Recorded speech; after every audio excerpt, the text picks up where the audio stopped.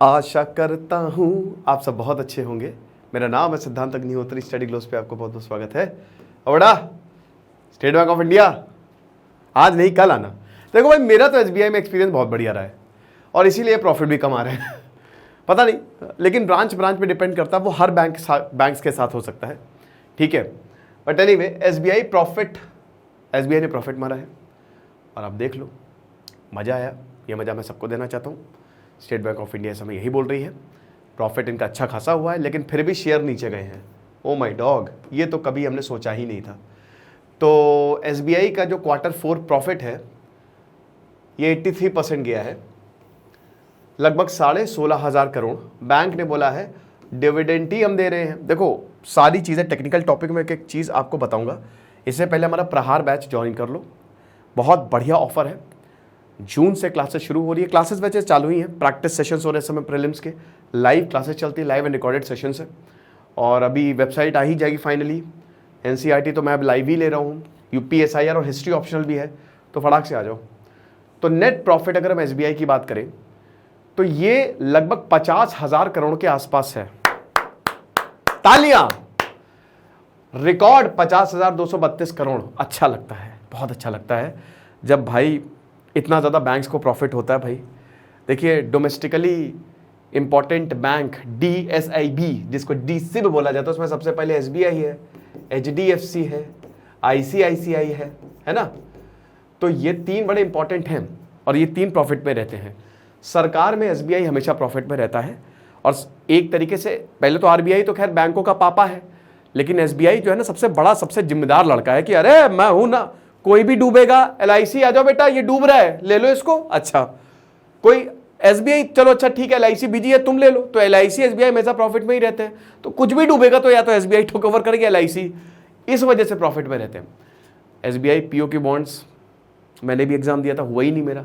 SBI clerk PO mains दिए थे, but तो मार्च 2023 में 59%, आप देख सकते हो, ये 59% पिछले साल से 60% ज़्यादा का प्रॉफिट मारा एसबीआई ने, 50,000 करोड़ का।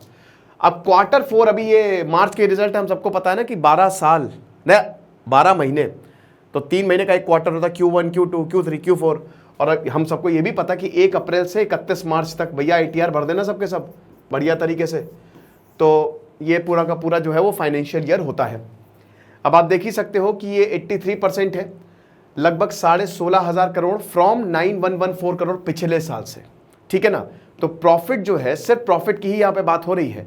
तो ये आप देख सकते हो कि ये जबरदस्त प्रॉफिट उन्होंने मारा है। अब क्यों बात करेंगे, एसेट क्वालिटी और बाकी सारी चीजें इंप्रूव हुई है। बैंक का जो डिविडेंड है वो भी 11.5 रुपए पे चला गया।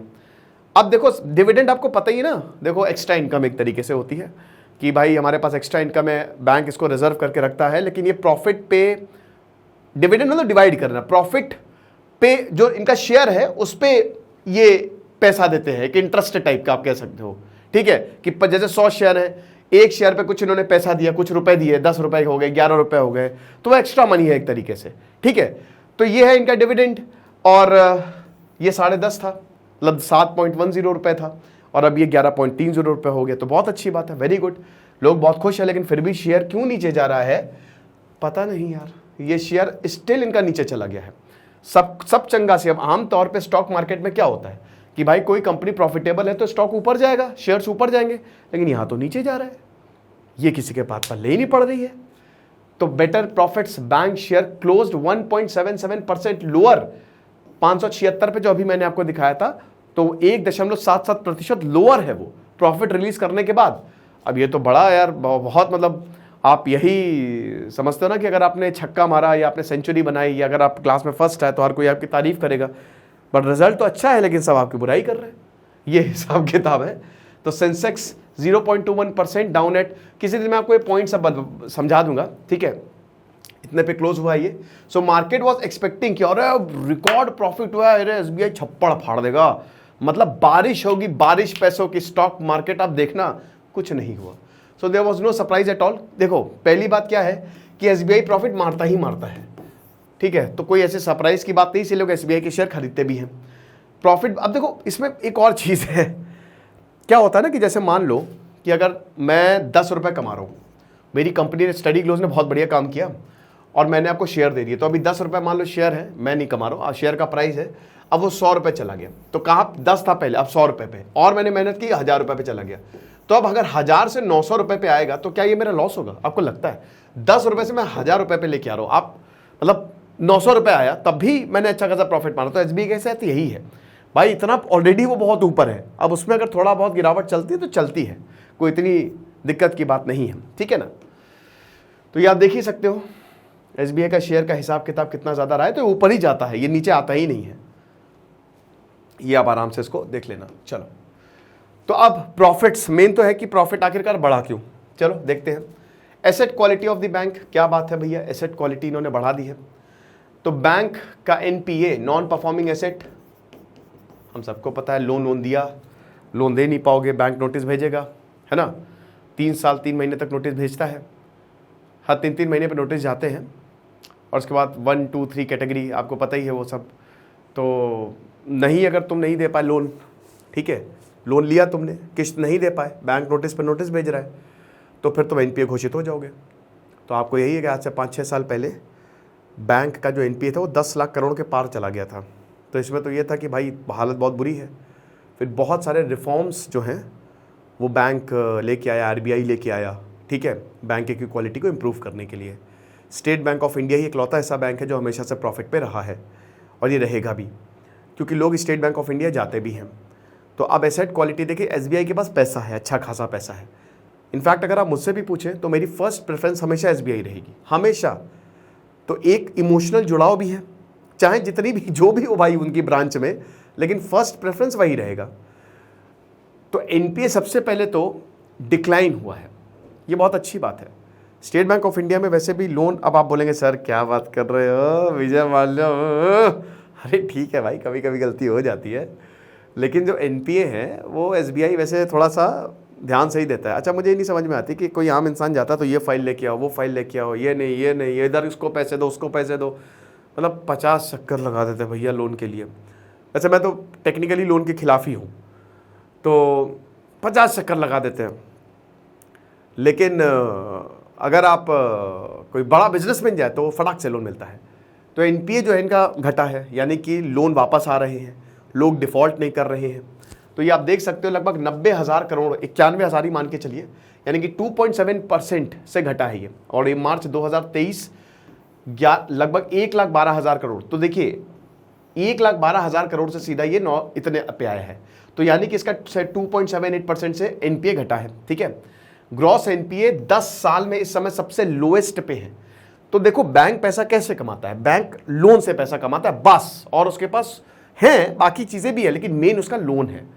भाई देखो हम क्या करते हैं, हम बैंक पे जाके पैसे जमा करते हैं। मान लो हमने बैंक में 100 रुपये जमा किए, अब ये बैंक अपने पास रखेगा थोड़ी ना पैसा, ये इसी को आगे बढ़ा देगा, समझ रहे हो।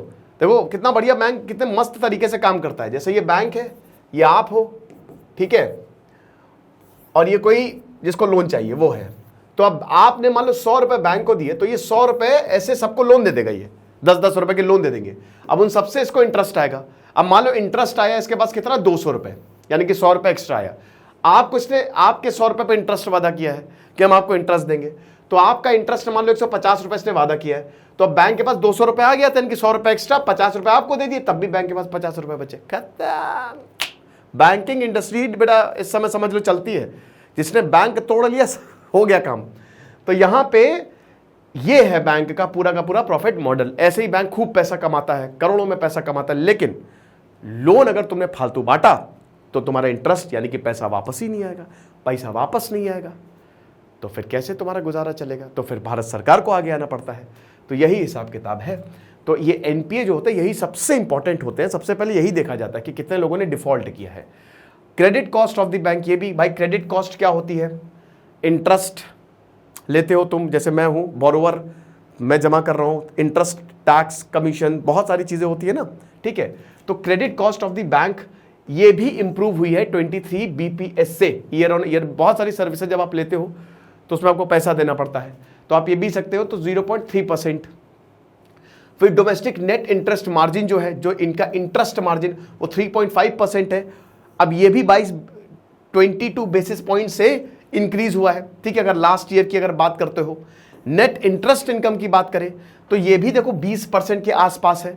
तो अगर आप ऑल ओवर देखो तो बैंक में पैसा खूब आया है और बैंक ने पैसा खूब कमाया है और लॉस कम हुए हैं, तो इसलिए जो है एसबीआई ने प्रॉफिट मारा है। अब आप देख सकते हो बैंक के एडवांसेज जो है वो 16% से रोज किए, यानी कि 32 लाख करोड़ तक गए। रिटेल लोन पोर्टफोलियो जो है ये लगभग 11 लाख करोड़ तक था। एसबीआई कार लोन और होम लोन में एसबीआई की मोनोपोली है, एक तरीके से आधा मार्केट एसबीआई के पास है।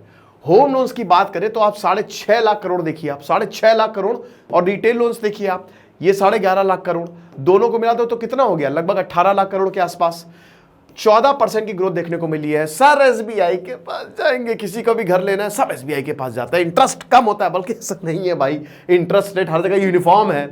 वो आपके ऊपर डिपेंड करता है कि आप कितना कमा रहे हो, आपकी आईटीआर कितनी है, इंटरेस्ट उतना ही देता है बैंक, ये खाली। लेकिन एसबीआई तो एसबीआई है, SBI is the Amitabh Bachchan of all banks. जहां हम, वो क्या था वो कि जहां से हम खड़े होते हैं लाइन वहीं से शुरू होती है, तो ये हिसाब किताब है। तो जो बैंक मार्केट शेयर है वो 33% से ग्रो हुआ, ऑटो लोन्स का 20% से ग्रो हुआ, कॉर्पोरेट क्रेडिट ऑफ टेक आप देख सकते हो 12%, तो हर जगह इनका ग्रोथ ही ग्रोथ है।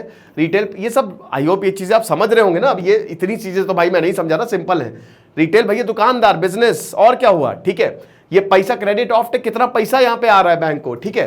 तो loans grew by 17.5%, agri loans आप देख सकते हो 13.5%, एसएमई बहुत ही important, small and medium enterprises ये 18%। तो हर जगह आपको ग्रोथ ही ग्रोथ देखने को मिलेगी और एनपीए कम है। अब देखो ये ग्रोथ कहां से देखने को मिल रही है, हमारे पैसों से। तो डिपॉजिट्स बहुत ज्यादा हैं, total domestic deposits 42 lakh crore. अब जितने भी लोन लिए थे, अब आप इससे देख लो, तो ये मार्च 2023 में जो टोटल डोमेस्टिक डिपॉजिट्स हैं, जो इंडिया के लोगों ने पैसा डाला है, वो 42 लाख करोड़ के आसपास है।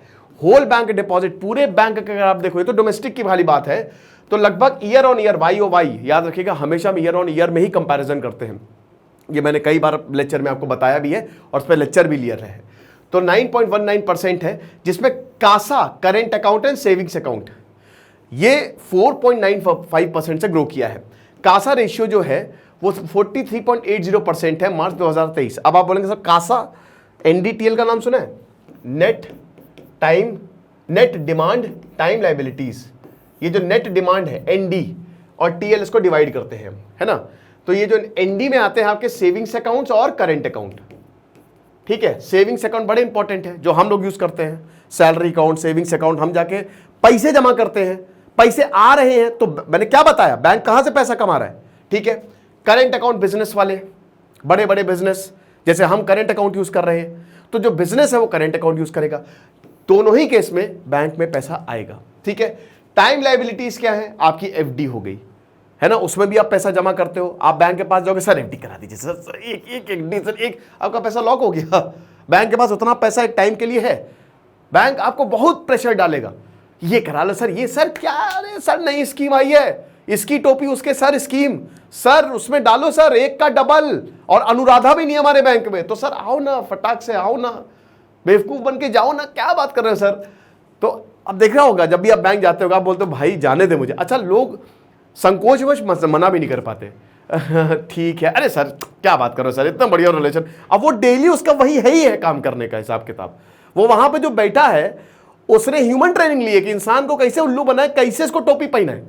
लेकिन हम बेचारे संकोचवश में, ठीक है चलो भैया ये कर दो, ये भी कर दो, वो भी कर दो, पता चलो सब पैसा लॉक, सेविंग्स में कुछ बचा ही नहीं। मजाक कर रहा हूं वैसे, ठीक है, सब इसको ऐसा जोक ही लीजिएगा यार। तो कासा रेशियो जो है ये 43.80% पे ये अच्छा है, काफी ज्यादा है। इंटरेस्ट रेट की बात करें तो 6.8% से 7%, डिपॉजिट्स लेस देन 2 करोड़, काफी ज्यादा ग्रो हुआ है, ठीक है। लॉन्ग टर्म डिपॉजिट आप देख लीजिए, ये भी 10 साल की बात करें तो 7.5%। भाई देखो एसबीआई में इंटरेस्ट बढ़िया मिलता है, नो डाउट, ये तो है, और बहुत ही टाइमली मिलता है। सीनियर सिटीजन जो है उनको एडिशनल इंटरेस्ट, सर्विसेज ज्यादा दोगे, यही बात है, एसेट क्वालिटी इंप्रूव हुई है, तुम सर्विसेज ज्यादा दोगे तो ऑटोमेटिकली कस्टमर खुश रहेगा। कुछ भी हो, देखो मैंने क्या बताया कि 1-2 ब्रांच में कुछ हुआ, मुझे उससे लेना देना नहीं, लेकिन पर्सनली अगर मैं बताऊं तो एसबीआई की फंक्शनिंग सबसे स्मूथ है, सबसे बेस्ट है प्रोबेबली, और वहां पे काम हो जाते हैं क्योंकि वो लोग वहीं बैठे हुए हैं आपका काम करने के लिए, ये हिसाब किताब है। लेकिन कई बार ऐसा होता है कि भाई एक्सपीरियंस कुछ बुरे हो जाते हैं। एनीवे, हमारे प्रहार बैच को आप ज्वाइन करिए, आपका एक्सपीरियंस बिल्कुल भी बुरा नहीं होगा, मजा आ जाएगी आपको। तो फटाक से कोर्स को अवेल करो। Thank you so much.